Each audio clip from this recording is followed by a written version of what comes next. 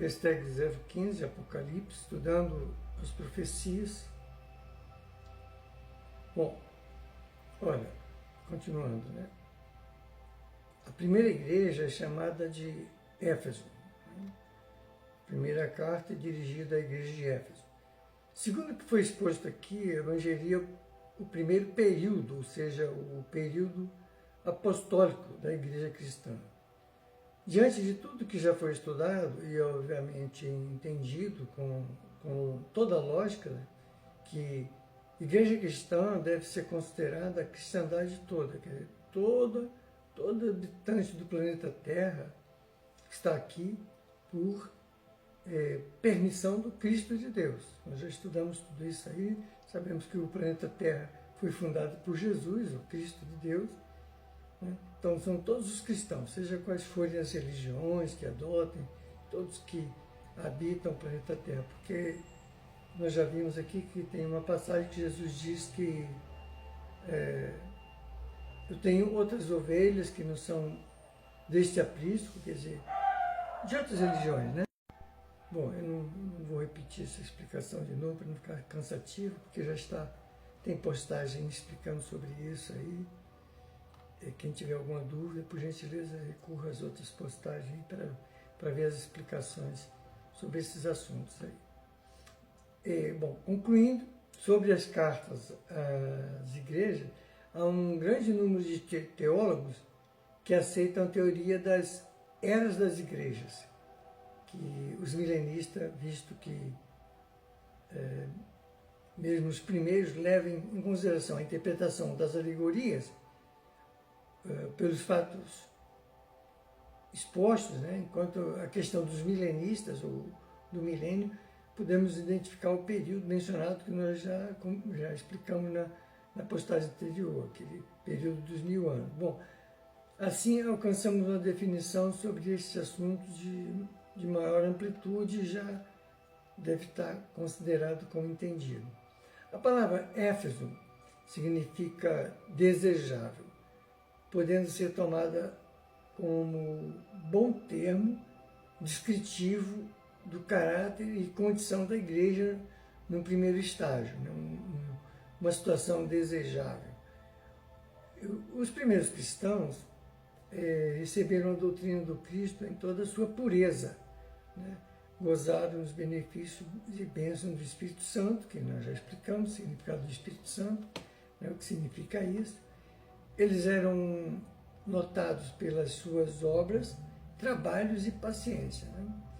Mas devemos também considerar que a mensagem central da carta à igreja de Éfeso tem uma ênfase muito importante que precisamos guardar isso como uma tônica da carta, da primeira carta, que é a recomendação à prática da caridade, o retorno da prática da caridade.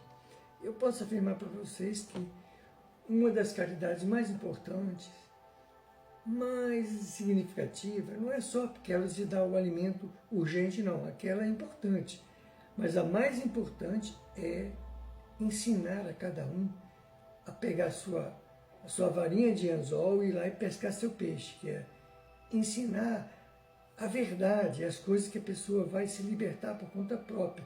Porque senão a gente cria apenas uma dependência, a pessoa fica instintivamente dependente, que a gente está sempre alimentando aquela, dando pãozinho na boca da pessoa que está com fome. Mas quando a gente ensina a verdade, ela caminha com as suas próprias pernas, ela não precisa mais disso.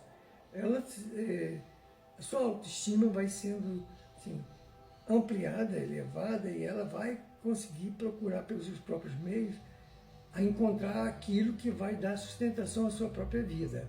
Né? Então, Jesus dirá, conhecereis a verdade e a verdade vos libertará. Libertará de tudo, da ignorância, da pobreza, dos sentimentos baixos, dos vícios, e de tudo aquilo que ela se subjuga a ser explorada pela treva, pelos espíritos trevosos. Né? Vamos ver que São Paulo, um combatente assim, das coisas erradas que surgiam nos primeiros adeptos do cristianismo, né? E dos próprios aqueles que se prestavam a divulgar o cristianismo. Então, na segunda epístola aos Coríntios, capítulo 11, versículo 13, 14 e 15, ele diz: pois os tais são falsos apóstolos, obreiros fraudulentos, disfarçando-se em apóstolos do Cristo. E não é de admirar, portanto, o próprio Satanás se disfarçando em anjo de luz. Não é muito, pois, que também os seus ministros se disfarcem em ministros da justiça, o fim dos quais será conforme as suas obras. Quer dizer, ele aqui lembra das obras, quando muitas vezes ele fala, dá mais exaltação à fé. Mas Jesus deixa claro que a fé sem obras é coisa morta, né? Nós temos que provar na nossa vida que aquilo que nós agimos, como nós agimos, estabelece fortaleza na fé. E a fé aí, ela se transforma num baluarte para continuar a luta contra a treva, né? Contra tudo aquilo que nos leva a desviar o caminho traçado por Jesus, que ele nos trouxe. E mesmo entre os apóstolos, tinha algumas discordâncias, porque uns traziam muito arraigada ainda a doutrina do Velho Testamento e ainda não tinha entendido bem que Jesus veio trazer uma renovação, um avanço para a humanidade. Então, nos Atos dos Apóstolos, São Lucas, né, que foi escrito pelo apóstolo Lucas, os Atos dos Apóstolos, no capítulo 15, versículo 1 e 2, tem uma contendazinha ali que ele diz aqui: então alguns que tinham descido da Judéia ensinavam aos irmãos, se não vos circuncidardes segundo o rito de Moisés, não poderia ser salvo. Então, tendo Paulo e Barnabé contenda e não pequena discussão com eles, os irmãos resolveram que Paulo e Barnabé e mais alguns dentre eles subissem a Jerusalém aos apóstolos e anciãos por causa dessa questão. Na verdade, Jesus já passou por cima disso há muito tempo. A questão da circuncisão, por que Moisés instituiu isso? Era um ato de higiene, porque senão os homens contaminariam as mulheres, porque não fariam uma higiene direita do prepúcio e não tem nada a ver com a salvação.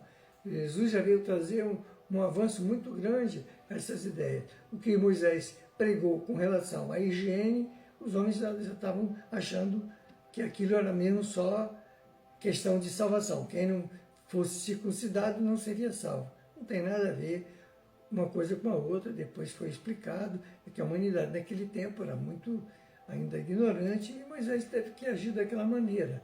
Não por ignorância, mas por causa da saúde do povo. Porque devia estar havendo muita contaminação, como ainda hoje há. Se os homens não tiverem higiene, pode contaminar sua mulher por causa das bactérias, dos vírus, né, que pode fazer com que a mulher seja contaminada. É só por isso, não tem nada a ver uma coisa com outra. Hoje, graças a Deus, grande parte da humanidade já se libertou disso.